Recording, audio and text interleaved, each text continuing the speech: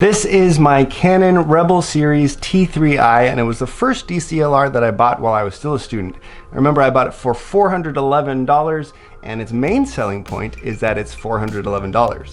So when I upgraded to my Sony a7S Mark II after graduation, there was a lot of research that went into what makes that one worth $411 and this one worth almost $3,000. Now there are plenty of reasons why my Sony is in a different playing field than my Canon. From the sensor size, to the low light capabilities, to the ability to shoot in 4K or in 60 frames per second. But out of all of those things, the number one most important thing that makes this camera better than this camera is its dynamic range. The dynamic range is the range from the darkest point that the camera can pick up without being underexposed to the brightest point the camera can pick up without being overexposed. For example, my Canon has about 8 stops of dynamic range, which means if you look at the histogram, you're probably going to have some underexposed parts as well as some overexposed parts. And if you try to bring up those underexposed parts in post or bring down the overexposed part, you might be able to turn the black to dark gray or the white to light gray, but you're never going to actually recover the detail and color information in the spots in the overexposed and underexposed areas. My Sony, on the other hand, has a massive 16 stops of dynamic range. Now, some people might say that's overkill, and if you look at the histogram again, you've got lots of free space on either side in the shadows or in the highlights, where nothing is really under or overexposed. So you have all of the available color information within the bounds of your histogram. Now, I can already hear some of you saying, well, hold on, JD, that footage you're showing me right out of your camera looks gray and flat and boring. Why would I want high dynamic range if it looks like that? That is because high dynamic range footage is meant to be color graded. When you're color grading, you're pretty much always taking away color information from the footage. So it's always a good idea to start with more information than you need to give you some flexibility when you're color grading, rather than starting with not enough information and not being able to get it back. Sure, with a standard 8 stops of dynamic range, the footage might look acceptable when it comes right out of the camera, but there's basically nothing you can really do with it if you want to adjust the colors to fit the mood or the feel that you're going for. Now, there are a couple of ways that you can get high dynamic range footage.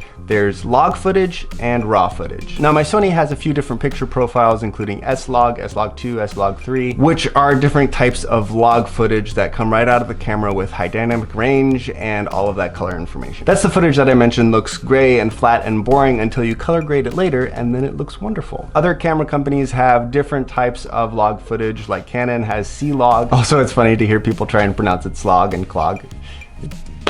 It's funny.